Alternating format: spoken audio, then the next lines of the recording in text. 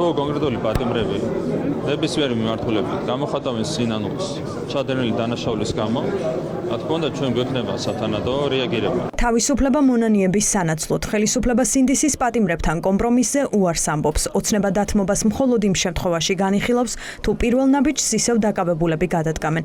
ციხის კარი პროტესტის გამო დაპატიმრებულებისთვის მხოლოდ მაშინ გაიღება, თუ გისოსებს მიღმა ადამიანები მოინანიებენ დანაშაულს, რომელსაც მათ ოცნება ედავება. თუ საქმე შეეხება შეწყალებას, ამ შემთხვევაში ბუნებრივია გადაწყვეტილება არის პოლიტიკური და შეიძლება სხვადასხვა ფაქტორი მიიღოს ხედველობაში საქართველოს პრეზიდენტმა, ხო? ეს არის ძალიან მარტივი დამოკიდებულება. სასამართლო ვერ ეხემძღვანელებს, რა თქმა უნდა, პოლიტიკური მიზანშეწონილობით, თუმცა ამის საშუალება აქვს პრეზიდენტს. სხვადასხვა ფაქტორი რა არის? ერთი მონანიება, რასაც თავი არის მონანიება. სინანული რატო არის მნიშვნელოვანი? ჩვენ ვინმეს ბოდიში არ გვჭირდება ან რამე ამდაგვარი, ეს არის მნიშვნელოვანი პრევენციისთვის. როდესაც ადამიანები დაგვანახებენ და სხვას საჩვენებენ, რომ ისინი ნანობენ ჩადენილ დანაშაულს, ამას ექნება თავისი პრევენციული ეფექტი. გამოდის, რომ ოცნება არც საპატრიარქოს პოზიციას ითვალისწინებს. სინოდის წევრთა უმრავლესობა ივანიშვილის პარტიას საჯაროდ მოუწოდებს, რომ პატიმრები გაათავისუფლონ. მღვდელმთავრები ქვეყანაში კრიზისული ვითარების განმუხტვას სწორედ ამ ნაბიჯში ხედავენ. კობახიძე კი დღეს ცდილობდა ეკლესიის პოზიცია მათი დღის წესრიგისთვის მოერგო. ვფიქრობ, რომ ეს ჩვენი მიდგომა მათ შორის სინანულთან დაკავშირებული, ვფიქრობ, რომ უნდა იყოს აბსოლუტურად თავსებადი იმ მიდგომასთან, რომელიც უნდა ჰქონდეს ეკლესიის. ჩვენ ასე ვფიქრობთ, ეს არის ჩემი სუბიექტური აზრი. არადა წესით გადაწყვეტილება მიხეილ ყაველაშვილმა უნდა მიიღოს. შეწყალება პრეზიდენტის ექსკლუზიური უფლებაა, თუმცა ოცნება აღარც მალავს, რომ პატიმრებთან დაკავშირებით ყაველაშვილი დამოუკიდებელი მოთამაშე ვერ იქნება. პირველების კითხვაზე პასუხად თამარ ბაგრატიონი ამბობს, რომ არაფერი იცის. ყაველაშვილის მეუღლემ გვითხრა, რომ შეიწყალებენ ყველას, ვისაც კანონით ეკუთვნის. ჩემი ქმრის საქმეში მე არასდროს არ ვარ.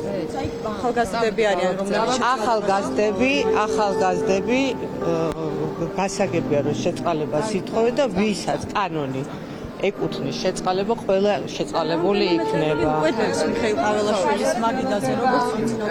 არ ვიცი, როგორ გითხრათ, არ ვიცი.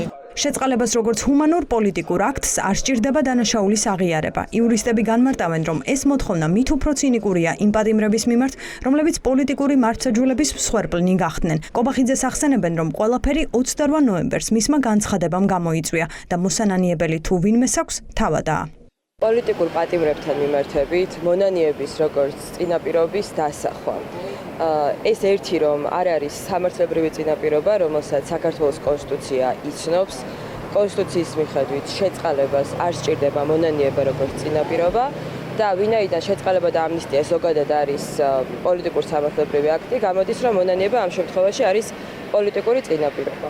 როდესაც ჩვენ საუბრობთ პოლიტიკურ პატიმრებზე, მასთან მიმართებით პირველი მონანიება თუ ვინმეს აქვს გასაკეთებელი, ეს არის სახელმწიფო ინსტიტუტები, საქართველოს პროკურატურა და საქართველოს სასამართლო სისტემა, რომლებმაც მასთან მიმართებით აწარმოეს პოლიტიკური მართლმსაჯულება. ამიტომაც მონანიების როგორც პოლიტიკური წინაპირობის დასახვა ამ კონტექსტშიც კონსტიტუციასთან შეუთავსებელია. რა უნდა მოინანიოს ანდრო ჭიჭინაძემ, ან ონისე ცხადაძემ, ან ზვია ცეცხლაძემ, ან არ ვიცი გენო არჩაიამ, ან გიორგი ჩიკვაიძემ და ირაკლი პაპიაშვილმა სამოქალაქო საქმე რო სისხლის სამართლის საქმით გადააკეთეს და ადამიანი ჯამთელი შევიდა და ეტლით რო გადაადგილდება დღეს ციხეში ამდენი ხნის შემდეგ, თუ ვინმე უნდა გამოხატოს სინანული, რომ პოლიტიკური მართლმსაჯულება გაავრცელა უდანაშაულო ადამიანების მიმართ და გამოამწყდია ციხეში, ეს არის კობახიძე, რომლის განცხადებამ გამოიწვია ათასობით ადამიანის ქუჩაში გამოსვლა. ოცნებაში ცდილობენ მონანიების საჭიროება არა გაჯიუტება და არამედ პრაგმატულ პოლიტიკად წარმოაჩინონ. დეპუტატები გვიმტკიცებენ, რომ სინანულის გარეშე შეწყალება დანაშაულის ხელახლა ჩადენის რისკებს გაზრდის